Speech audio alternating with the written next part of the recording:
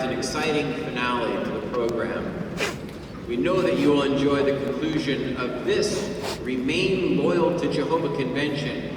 His brother David Splain, who serves as a member of the governing body of Jehovah's Witnesses, explains to us the meaning of the Bible's promise: Jehovah will treat his loyal one in a special way.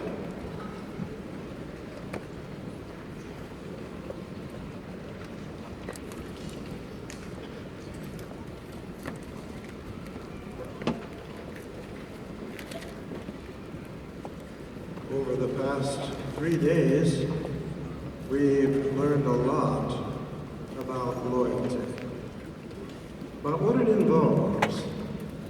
It involves commitment, integrity, and deep attachment.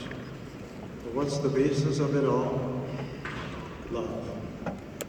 And 2 or 3 times during this convention program, we've had loyal love defined to us. Do you remember the definition? It lovingly attaches itself to an object or to a person. Jehovah showed loyal love to his covenant, so it can be to an object. It lovingly attaches itself to an object or to a person until the purpose has been fulfilled. But as we say, the basis of loyalty is love. Now, our program has shown us many ways in which we can be loyal to Jehovah. But what about the ways in which Jehovah is loyal to us?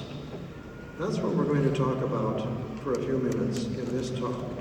And I want you to notice the words of our theme text for today. We've had them repeated 2 or 3 times. Psalm 97 and verse 10. It was even repeated during the video portion this morning in the symposium. Psalm 97 and verse 10. And we're going to focus just on the B part of this verse.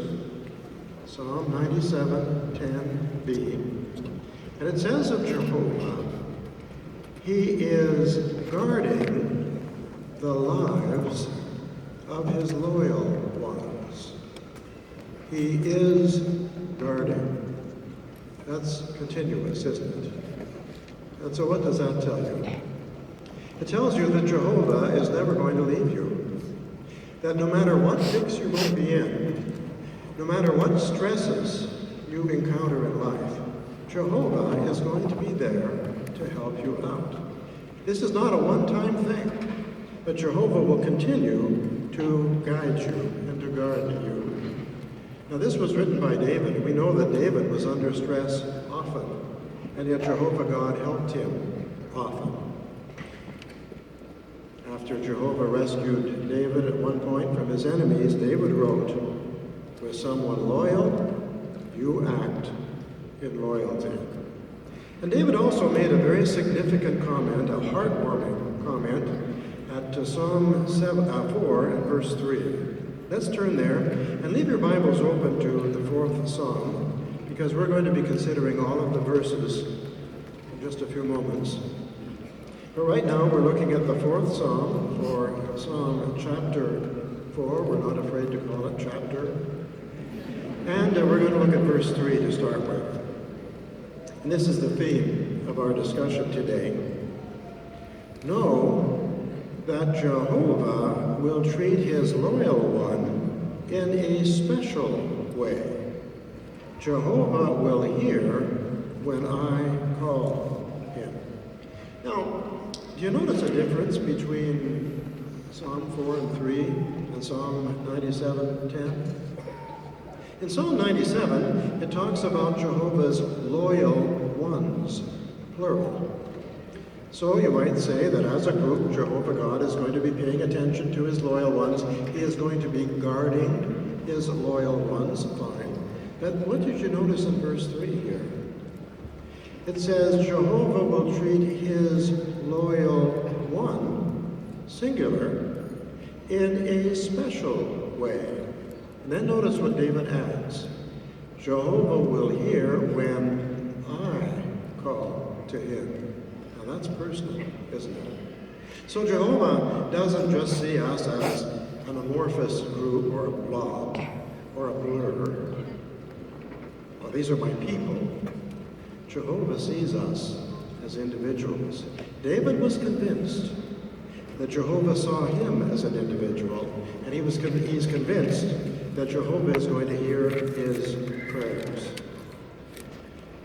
Wonderful thing to contemplate, because just as Jehovah saw David as an individual, he sees us as individuals. And just as Jehovah heard David's prayers, he is going to hear ours as well. Now we're going to basically answer 4 questions during this talk, and the 4 questions constitute the outline for this talk, really. So here are the 4 questions we're going to consider. The first one is that intriguing statement, Jehovah will treat his loyal one in a special way. How does he treat us in a special way? The second question, the program of this convention. How has the program been evidence of Jehovah's watchful care, of his special treatment? The third one, how can we, as individuals, meet the challenge of remaining loyal to Jehovah? And finally, how will Jehovah treat us in a special way in the future? So those are the 4 questions. First of all, how does he treat us, individuals, in a special way? How has the program given evidence of that? How can we remain loyal to Jehovah now? And then how will Jehovah treat us in a special way in the future? Now let's take a closer look at David's words recorded in the 4th Psalm. Now first of all, we know that it was written by David. When was it written? We can't say for sure. But scholars believe that the 4th Psalm is actually a continuation of the 3rd Psalm. And if that's true, we know when the 3rd Psalm was written. You notice the superscription on the 3rd Psalm? A melody of David when he was fleeing from his son Absalom. So now Absalom has rebelled against David's kingship. He wants to become the king himself. Can you imagine the stress that David is under? Imagine your own son wanting to kill you. Now that is real stress for a parent. And not only Absalom, but many of David's subjects had turned against him. Now let's look at the 4th Psalm. We'll start with the first verse. When I call, answer me, O my righteous God. Make a way of escape for me in my distress. Show me favor and hear my prayer. So Jehovah is being asked here to provide a way of escape for David. Notice that expression? Make a way of escape for me in my distress. Now that is telling.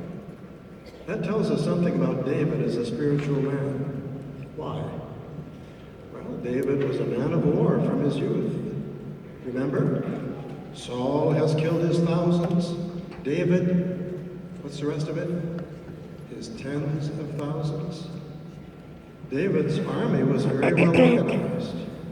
But David did not rely on his own strength. He did not rely on prior experience. He didn't rely on himself as a man of war or as a strategist.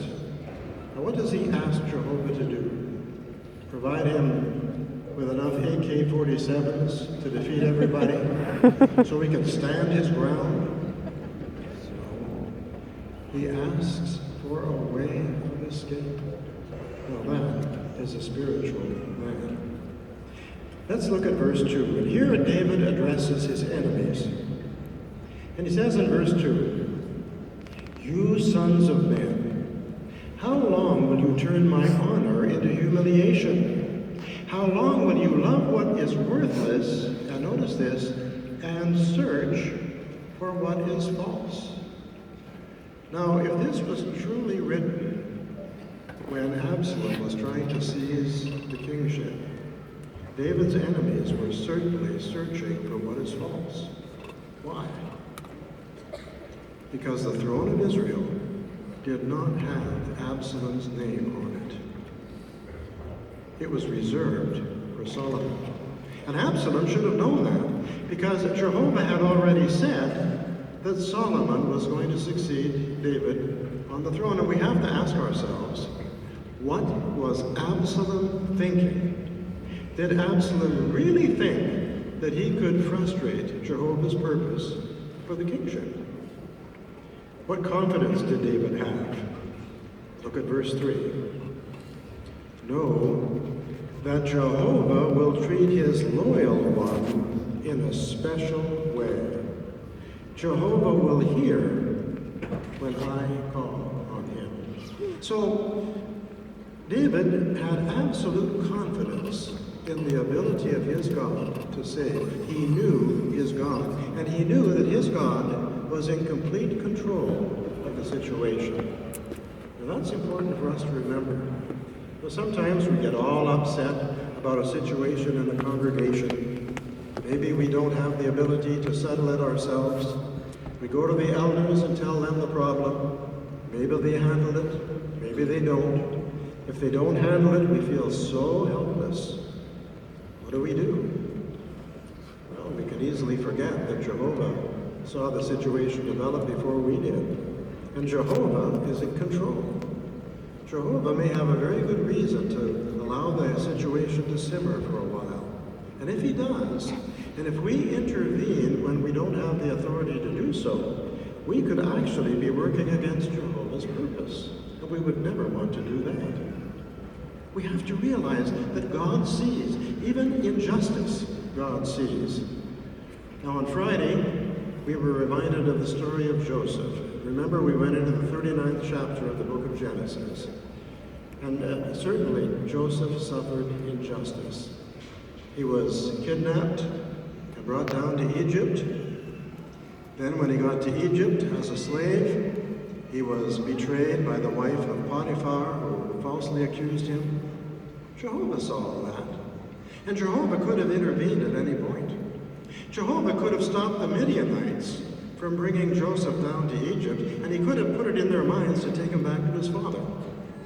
He could have exposed the wife of Potiphar for the liar that she was, but he didn't.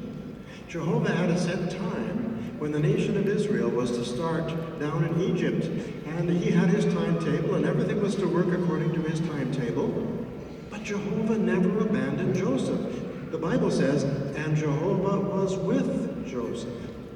So even when he was in prison, Jehovah was with Joseph.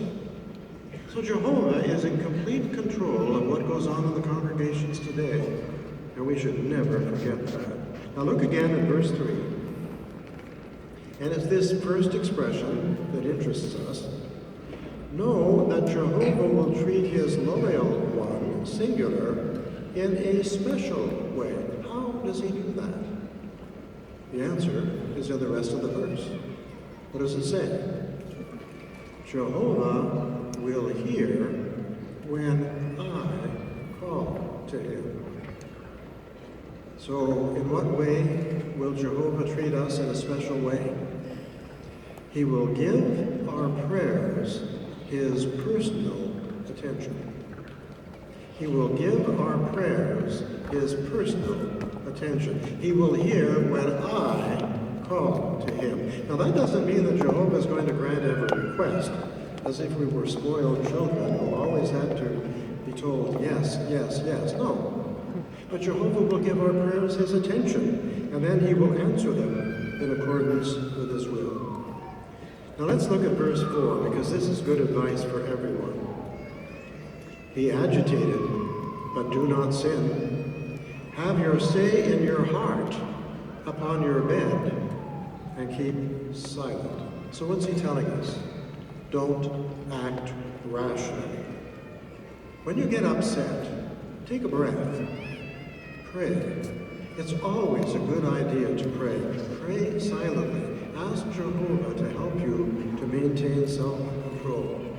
And that'll help you not to say something that later you'll regret.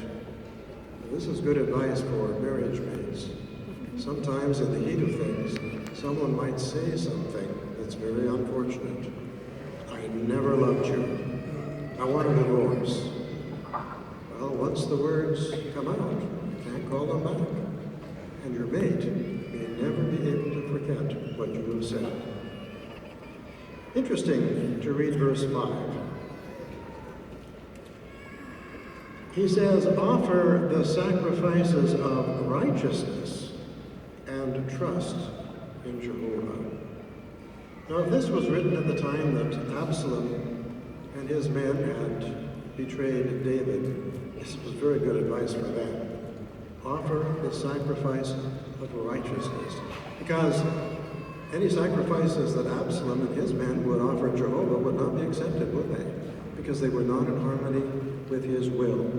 Jehovah refuses to accept a sacrifice if the one offering it doesn't have the right heart condition. So, if we're harboring a grudge against a brother, we know what to do about it. We want our sacrifices to be acceptable to Jehovah. On the other hand, let's look at the second part of verse 6. What a blessing. Let the light of your face shine upon us, O Jehovah. Now, David had a lot of enemies. Even his subjects had turned against him. So, popular opinion was against David. But as long as Jehovah showed him favor, David was happy. It was important for him to have the blessing of Jehovah. Let's finish the song, verses 7 and 8. You have filled my heart with greater rejoicing than those who have an abundant harvest of grain and new wine. I will lie down and sleep in peace, for you alone, O Jehovah, make me dwell in security. When you are upset, when you are depressed, material things offer little comfort. David is saying here, any material thing that I might have, an abundant harvest of grain and new wine, is nothing compared to the peace that I feel because you have filled my heart with rejoicing. David realized that his relationship with Jehovah meant more to him and was more beneficial to him than even material things. Well, we appreciate that. We accept that. We are so glad that we can go to sleep at night in peace, knowing that the blood of Jesus covers us from all sin. So what lessons do we learn from the fourth psalm? God loves us, not just as a group, but as individuals. Jehovah feels a deep sense of commitment. He feels a deep sense of attachment to us. And Jehovah God will not let us go until his purpose for us has been accomplished. We may leave him, but as long as we are loyal to him, Jehovah God will remain attached to us. Well, let's think of the second point in this outline, and that is, how has this convention program demonstrated that Jehovah has treated us in a special way? Well, what can we say about the convention program? Wasn't it amazing?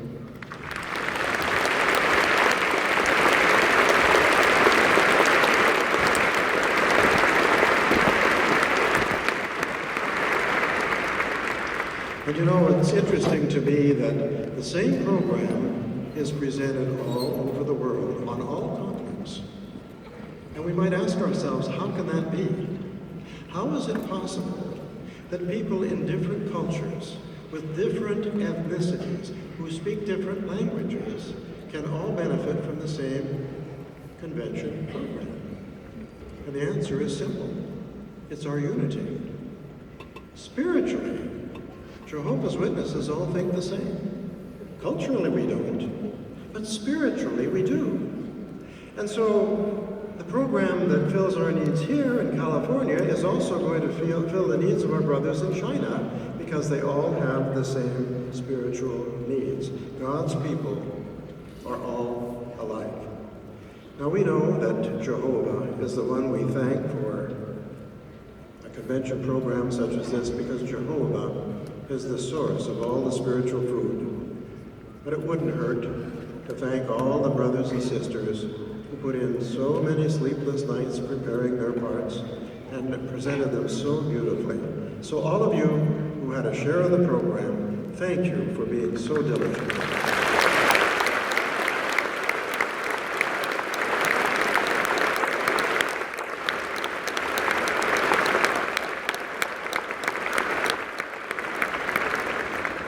Now yesterday, as is my custom, I visited all of the departments in the convention, and you saw the brothers and sisters busily going about their work. If you went into the restroom during the sessions, you'd seen people. You saw people changing the toilet paper and the paper towels and cleaning the sinks so nicely. And then you saw the brothers in installation getting ready for the big breakdown of this convention. We know that many of you are going to stay behind, especially those of you who are living here in San Francisco. We know that many of you are going to stay behind and help with the breakdown, because we have to take everything out of here. We also appreciate the hard work of the convention committee and the attendants, the parking lot brothers who were out there. It was a little cool this morning. They were out there directing traffic, making things go so smoothly. So to all of the volunteers, and to all of you who are going to be staying tonight to help, thank you in advance. We appreciate it.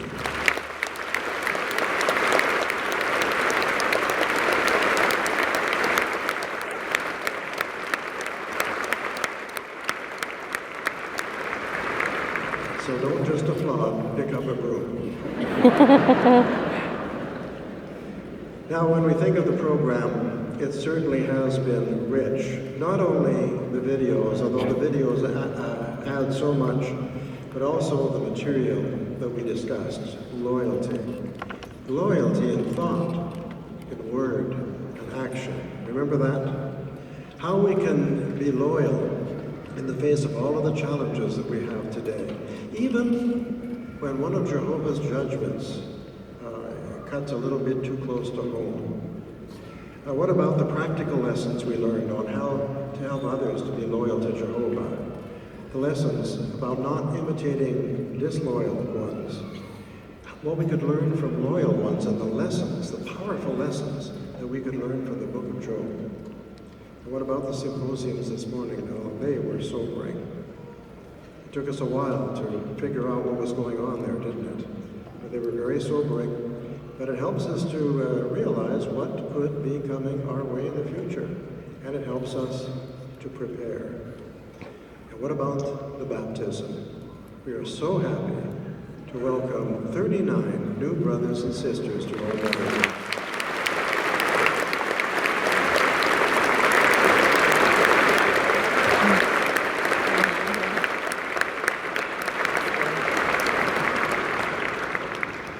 Now, this year, 2016, marks the 50th anniversary of the use of dramas at our conventions. The first one was presented back in 1966 at the God's Sons of Liberty District Assembly. And I remember it well because I was in Gilead at the time, going through Gilead, and our class had the privilege of presenting one of the two live-action dramas in Baltimore, Maryland.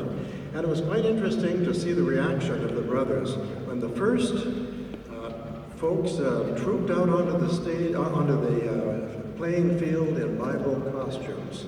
It was really quite remarkable. And you remember the early attempts that we made at dramas. Sometimes the gestures didn't get quite right, and we had a hard time coordinating things and so on. But we enjoyed them, we loved them. But now what we see, what we've seen presented yesterday and today, we can see how much progress has been made in the field of dramas. My goodness. I was thinking about the brother who played Sennacherib, this last one. He's such a sweet guy. He sings in the Watchtower Chorus. When you go on JWB, see if you can pick him out. It won't be hard to pick him out. my goodness, if Sennacherib himself saw that drama and saw how he's been protected, he'd probably be scared to death. But our brothers are very serious about putting the point across as realistically as they possibly can. And you know, it took 4 months just to film that one drama. A lot of work and lots of late evenings. Because when the actors are all made up and you have to finish a scene, they're just going to continue until the scene is over. So we're grateful for the spirit of self-sacrifice that our brothers and sisters put into these things. We love these dramas.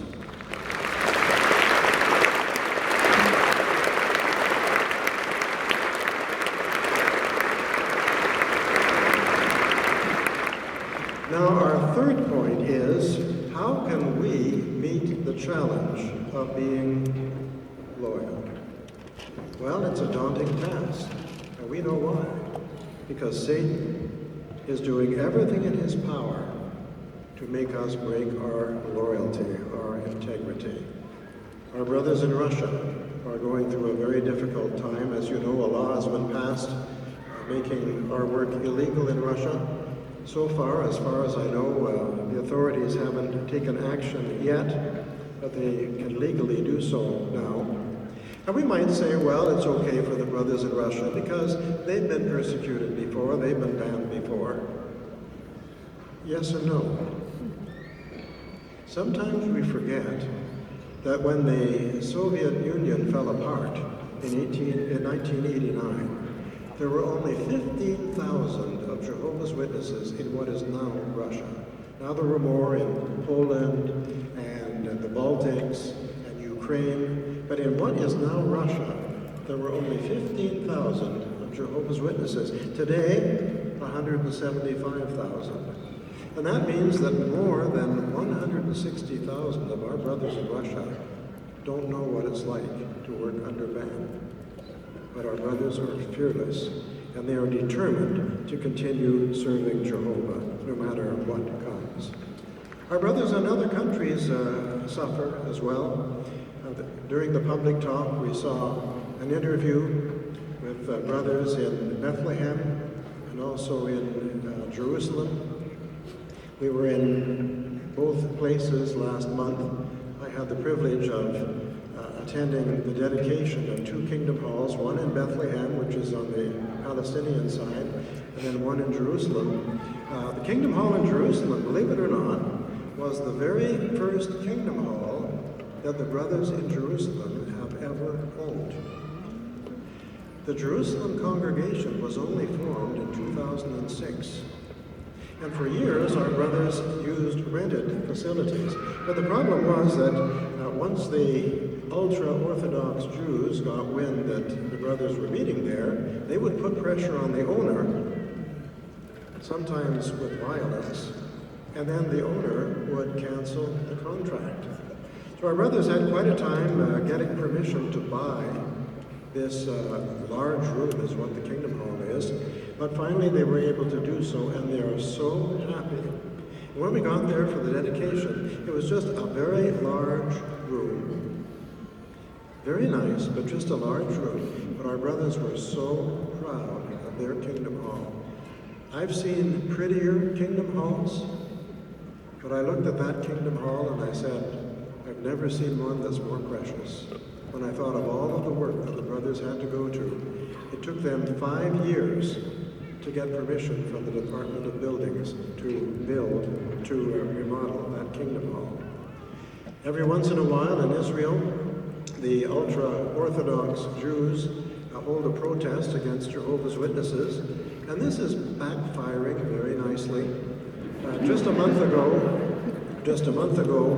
they held a protest in front of a meeting that the brothers were holding, and some folks living in an apartment building nearby saw that the ultra-Orthodox, they call them the religious, they weren't letting our brothers into the facility.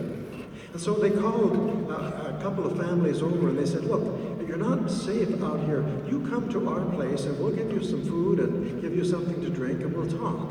So they had 10 brothers and sisters and children up to their apartment. They made food for them all. They gave them something to drink. And then they sat down and talked. And you can imagine when Jehovah's Witnesses get a chance to witness, they take that chance. They emailed me a picture of the group, including this hospitable Jewish couple, all sitting around having a good time chatting. Then there was one man, one of the ultra-Orthodox, who was actually in the protest, and he was appalled by the way people were conducting themselves. Now, why was he in the protest?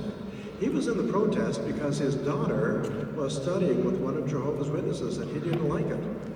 When he got home from the protest, he phoned up the pioneer who was studying with his daughter and apologized for the terrible behavior of the ultra-Orthodox. So you see, these things are having quite an interesting effect. In Bethlehem, the brothers tell me that there are some of the Muslims who have become absolutely disgusted with the way the Muslims are behaving. They have become atheists, but now some of them are actually studying with Jehovah's Witnesses. So our brothers have to have confidence, but their confidence, their courage and their confidence are rewarded. Jehovah God rewards confidence in Him and courage. And didn't we learn a lot about courage from the example of Hezekiah, just in the drama that we just enjoyed? Remember, Hezekiah's father, Ahaz, was basically a pagan. He was an apostate, but he was basically a pagan. And as we learned in the drama, he offered his sons, more than one, Hezekiah's brothers, to the false Canaanite gods. So it makes you wonder, was Hezekiah the only member of the family who wanted to worship Jehovah? And if he was he in danger? Was he in danger for court officials who didn't want to see him succeed to the throne? Was he in danger from members of his own family, perhaps, who didn't abide by scriptural principles? Well, you'll have to ask him when he's resurrected. But we do know that after he became king, he put a stop to the false religious practices that had been tolerated by his father. And as we learned in the drama, he organized the priests and the Levites to cleanse the temple. He arranged for a great Passover. He destroyed the high places, the sacred poles, the pagan idols. He did everything right. Remember that.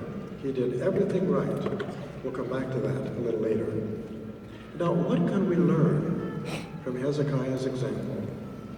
We can learn that we can choose to be loyal to Jehovah even if we didn't grow up in a Christian household. We are not helpless victims of our environment. We may have had little control over our childhood, but why?